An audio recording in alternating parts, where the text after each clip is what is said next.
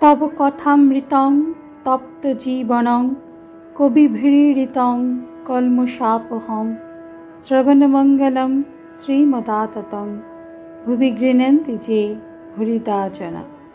নমস্কার, অমৃতবাণী চ্যানেলে আপনাদের সকলকে স্বাগত।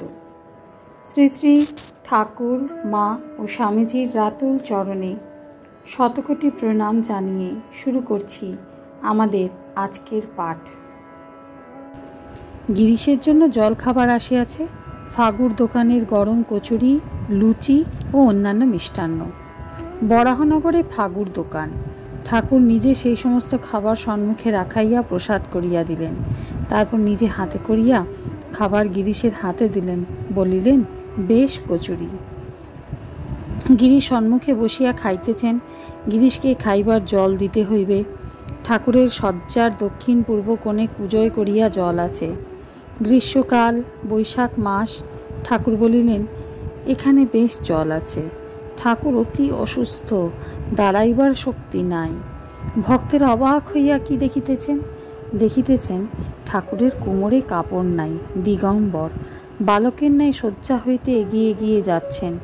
নিজে জল গড়াইয়া দিবেন। ভক্তদের নিঃশ্বাস বায়ু স্থির হইয়া গিয়াছে। ঠাকুর শ্রীরামকৃষ্ণ জল গড়াইলেন। গেলাস হইতে একটু জল হাতে লইয়া দেখিতেছেন ঠান্ডা কিনা। দেখিতেছেন জল তত ঠান্ডা নয়। অবশেষে অন্য ভালো জল পাওয়া যাইবে কিনা বুঝিয়া অনিচ্ছা সত্ত্বেও ওই জলই দিলেন। গিরিশ খাবার খাইতেছেন। ভক্তগুলি চতুর্দিকে বসিয়া আছেন। মণি ঠাকুরকে পাখা করিতেছেন। গিরিশ শ্রীরামকৃষ্ণের প্রতি, দেবেনবাবু সংসার ত্যাগ করবেন। ঠাকুর সর্বদা কথা কহিতে পারেন না, বড় কষ্ট হয়। নিজের ওষ্ঠাধর অঙ্গুলি দ্বারা স্পর্শ করিয়া ইঙ্গিত করিলেন, পরিবারদের খাওয়া দাওয়া কিরূপে হবে, তাদের কিসে চলবে? গিরিশ, তা কি করবেন জানি না। সকলে চুপ করিয়া আছেন। গিরিশ খাবার খাইতে খাইতে কথা আরম্ভ করিলেন। গিরিশ, আচ্ছা মহাশয়, কোনটা ঠিক? কষ্টে সংসার ছাড়া না সংসারের থেকে তাকে ডাকা? শ্রীরামকৃষ্ণ মাস্টারের প্রতি, গীতায় দেখনি, অনাসক্ত হয়ে সংসারে থেকে কর্ম করলে সব মিথ্যা জেনে জ্ঞানের পর সংসারে থাকলে ঠিক ঈশ্বর লাভ হয়। যারা কষ্টে ছাড়ে তারা হীন থাকের লোক। সংসারী জ্ঞানী কিরম জানো? যেমন সার্সির ঘরে কেউ আছে, ভিতর বার দুই দেখতে পায়। আবার সকলে চুপ করিয়া আছেন। শ্রীরামকৃষ্ণ মাস্টারের প্রতি, কচুরি গরম আর খুব ভালো। মাস্টার গিরিশের প্রতি, ফাগুর দোকানের কচুরি বিখ্যাত। শ্রীরামকৃষ্ণ, বিখ্যাত? গিরিশ খাইতে খাইতে সহাস্যে, বেশ কচুরি। শ্রীরামকৃষ্ণ, লুচি থাক, কচুরি খাও। মাস্টারকে, কচুরি কিন্তু রজগুণের। গিরিশ খাইতে খাইতে আবার কথা তুলিলেন, সংসারীর মন ও ঠিক ঠিক ত্যাগীর মনের প্রভেদ। গিরিশ শ্রীরামকৃষ্ণের প্রতি, আচ্ছা মহাশয়, মনটা এত উঁচু আছে আবার নিচু হয় কেন? শ্রীরামকৃষ্ণ, সংসারে থাকতে গেলেই ওরম হয়, কখনো উঁচু কখনো নিচু, কখনো বেশ ভক্তি হচ্ছে আবার কমে যায়। কামিনী কাঞ্চন নিয়ে থাকতে হয় কি না, তাই হয়। সংসারে ভক্ত কখনো ঈশ্বর চিন্তা হরিনাম করে, কখনো বা কামিনী কাঞ্চনে মন দিয়ে ফেলে। যেমন সাধারণ মাছি, কখনো সন্দেশে বসছে, কখনো বা পচা ঘা বা বিষ্ঠাতেও বসে। ত্যাগীদের কথা আলাদা কথা। তারা কামিনী কাঞ্চন থেকে মন সরিয়ে এনে কেবল ঈশ্বরকে দিতে পারে, কেবল হরিরস পান করতে পারে। ঠিক ঠিক ত্যাগী হলে ঈশ্বর বই তাদের আর কিছু ভালো লাগে না। বিষয় কথা হলে উঠে যায়, ঈশ্বরীয় কথা হলে শুনে। ঠিক ঠিক ত্যাগী হলে নিজেরা ঈশ্বর কথা বই আর অন্য বাক্য মুখে আনে না। মৌমাছি কেবল ফুলে বসে, মধু খাবে বলে। অন্য কোনো জিনিস মৌমাছির ভালো লাগে না।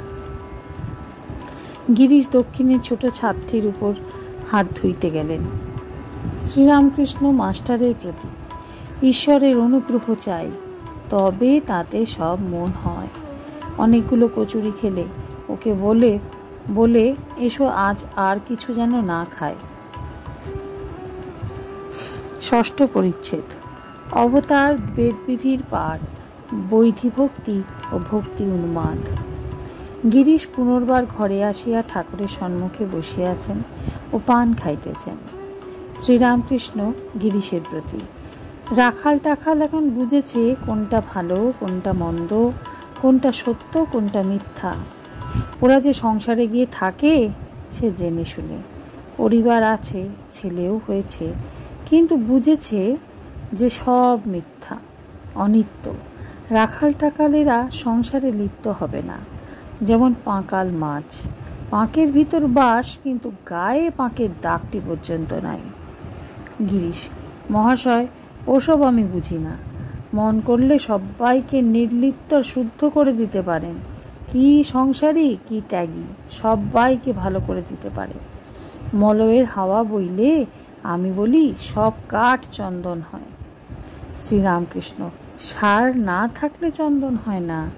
শিমুল আরও কয়েকটি গাছ, এরা চন্দন হয় না।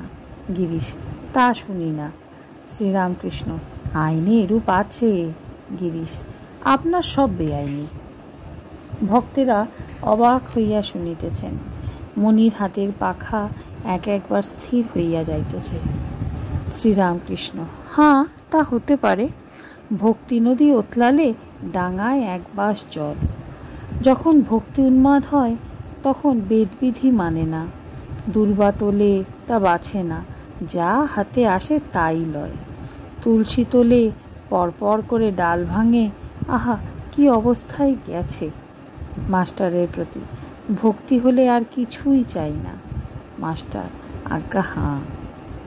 আজকের পাঠ এ পর্যন্তই। নমস্কার। কথামৃতে সুধাধারার সাথে শ্রী শ্রী ঠাকুর, মা ও স্বামীজির অনুধ্যানের জন্য চ্যানেলটি সাবস্ক্রাইব করুন।